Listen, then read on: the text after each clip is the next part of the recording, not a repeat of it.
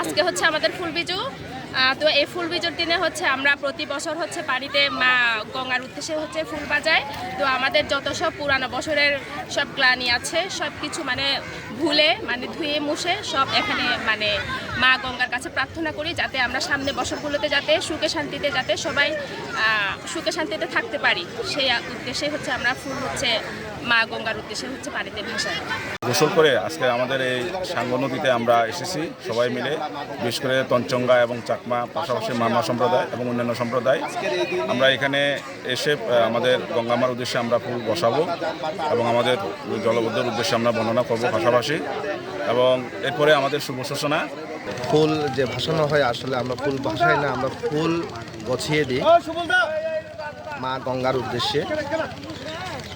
তো এই দিনেই আমরা মনে করি যে এই দিনে ফুল গছিয়ে বা বাসানোর মাধ্যমে নিজেকে পবিত্র রাখা পুরো বছর, এবং পুরনো গত বছরের যত সব জঞ্জাল আছে সব কিছু মুছে ধুয়ে যাক এই পবিত্র ফুল গছানো বা বাসানোর মাধ্যমে আমরা এই দিনটিকে সুন্দরভাবে পালন করি।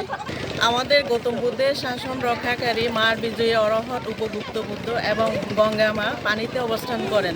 ভগবানকে উদ্দেশ্য করে নদীতে ফুল ভাসিয়ে ভগবানের পূজা করার মধ্য দিয়ে মূলত আমরা আমাদের এই বিশুর আনুষ্ঠানিকতা শুরু করি। তঞ্চঙ্গাতে যেহেতু ঐতিহ্যবাহী একটা সামাজিক উৎসব এই বিশু, তাই বিশুর দিনে আমরা প্রতিটা ঘরে ঘরে নানা রকমের সবজি দিয়ে একটা পাচন তরকারি রান্না করি এবং বাহারি রকমের খাবার দাবারের আয়োজন করে অতিথিদেরকে আমরা আপ্যায়ন করার পরে রাতের বেলা তঞ্চঙ্গাতে যে ঐতিহ্যবাহী খেলা রয়েছে গিলা খেলা, সেই গিলা খেলায় দলে দলে অংশগ্রহণ করে উৎসব প্রাঙ্গণকে আমরা আরও প্রাণবন্ত করে তুলি।